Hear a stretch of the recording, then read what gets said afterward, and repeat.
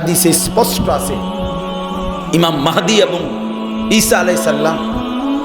ফজরের নামাজ পড়ে ফজরের পরে আসরের সময় তিনি নেমে আসবেন, আর ফজরের নামাজ পড়ে ফজরের মুসল্লিদেরকে নিয়ে মাহদি এবং ঈসা আলাইহিস সালাম দাজ্জালের বিরুদ্ধে চূড়ান্ত লড়াই করার জন্য,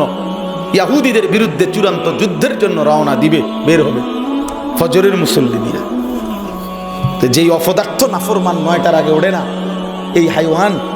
ইসলামের পক্ষে লড়বে কেমনে বলেন? মাকসুদ হয়তো ওড়েই 9টা বাজে, তো 9টার সময়ই ফজরের নামাজ হয়, বলে তুই তো কিচ্ছু খুঁজে পাবি না, তুমি তো কিছুই খুঁজে পাবা না, তুমি তো অভিশপ্তদের কাতারে ঝুঁকে যাবা, তুমি তো দাজ্জালের বাহিনীর খপ্পরে চলে যাবা, তুমি তো বেঈমানদের দলভুক্ত হয়ে যাইবা।